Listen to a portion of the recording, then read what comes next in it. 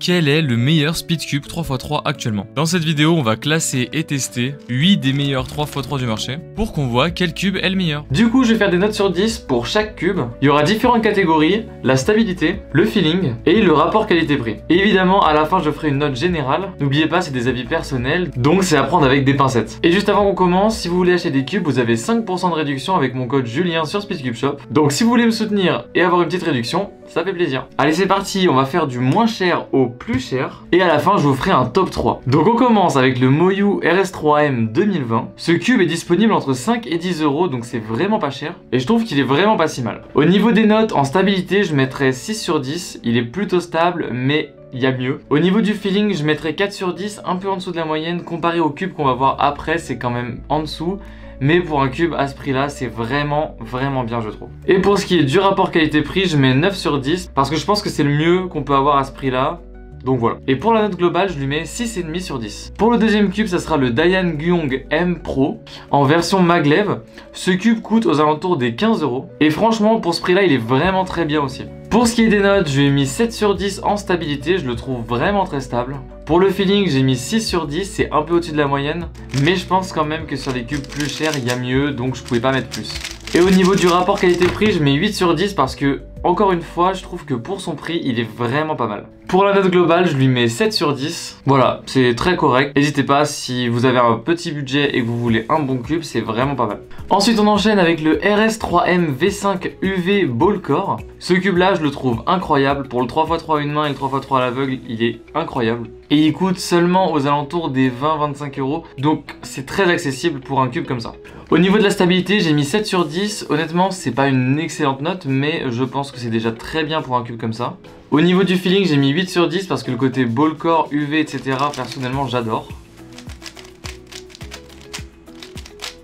Et pour le rapport qualité-prix, je mets 9 sur 10. Encore une fois, je mets un très bon rapport qualité-prix parce que le cube est pas très cher et je trouve que c'est presque le mieux qu'on peut trouver à ce prix-là. Et donc, pour la note globale, je lui mets 8 sur 10, donc il passe à la première position. On enchaîne avec le X-Man Tornado V4, le tout nouveau X-Man. Dans la continuité du Tornado V3, c'est un cube très sympa. Au niveau de la stabilité, je lui ai mis 7 sur 10, je le trouve vachement stable. Je pouvais pas mettre plus que pour le V5, du coup j'ai mis la même note. Au niveau du feeling, bon perso je suis pas un grand fan des X-Man en général, que ce soit le V3 ou le V4, donc j'ai mis 5 sur 10. C'est à prendre avec des pincettes, il y a des gens qui adorent le feeling de ces cubes là, donc peut-être que vous pouvez adorer aussi. Et du coup, pour le rapport qualité-prix, j'ai mis 6 sur 10 parce qu'il coûte 40 euros et je trouve que c'est quand même vachement cher. Et je crois même que c'est un peu plus de 40 euros. Donc, note globale 6 sur 10. J'ai été obligé d'être un peu plus sévère parce que j'aime moins ce cube que les autres. Et sinon, je vais mettre des notes incroyables à tous les cubes. Donc, ça aurait pas de sens. On enchaîne avec la suite. On commence à rentrer sur du lourd. Le Moyu WRM V9, il vaut à peu près le même prix que le Tornado V4, mais celui-là je suis beaucoup plus fan. Au niveau de la stabilité, j'ai mis 7 sur 10, encore une fois, je mets pas plus que 7 pour l'instant, mais ça n'empêche qu'il est quand même vachement stable. Pour ce qui est du feeling, j'ai mis 8 sur 10, là on commence à rentrer sur des cubes qui ont des feelings incroyables, donc je pense que la note est méritée.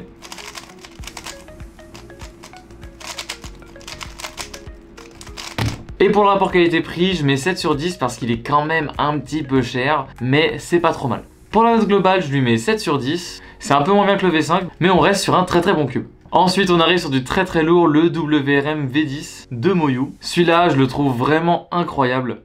J'ai mis un petit peu de temps à bien le setup, mais une fois que c'était fait, le cube est vraiment génial. Au niveau de la stabilité, je lui mets 9 sur 10. Je pense que c'est possible de faire un petit peu mieux, mais là, on est vraiment proche de l'excellence, je trouve. En tout cas, au vu des produits qu'on a actuellement. Pour ce qui est du feeling, j'ai mis 9 sur 10 aussi parce que je trouve que le cube a un feeling incroyable.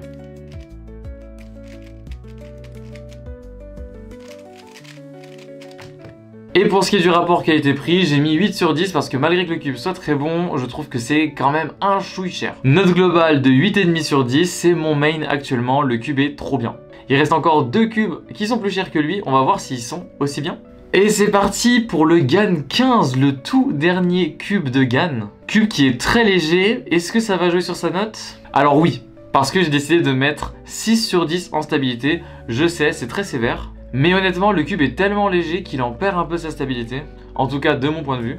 Après, si le cube est très bien setup, il y a peut-être moyen de faire en sorte qu'il soit très stable, donc à voir. Pour ce qui est du feeling, j'ai mis 8 sur 10 parce qu'il y a moyen d'avoir un TPS incroyable avec ce cube. Le fait qu'il soit très léger permet d'avoir un turning potentiellement très élevé, et ça c'est vraiment kiffant.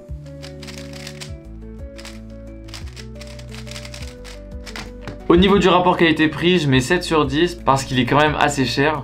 Donc c'est pas mal, mais c'est pas le top du top. Et pour la note globale, je mets du coup 7 sur 10 pour celui-là. Et c'est parti pour le dernier cube de la vidéo. Et c'est le GAN 12 qui est un peu plus cher que le GAN 15. C'est la version maglev UV évidemment. Pour la stabilité, j'ai mis 8 sur 10. Je trouve qu'il est très stable, c'est vraiment super agréable. Au niveau du feeling, 8 sur 10 aussi. C'est du feeling GAN assez brut. Si vous avez déjà testé, vous savez de quoi je parle. Sinon, il faut tester au moins une fois pour savoir comment c'est.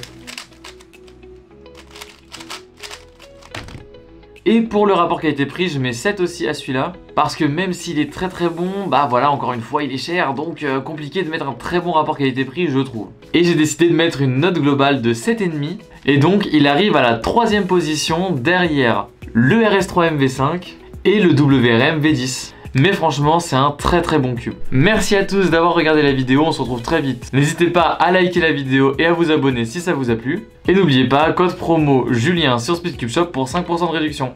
Allez, à très vite!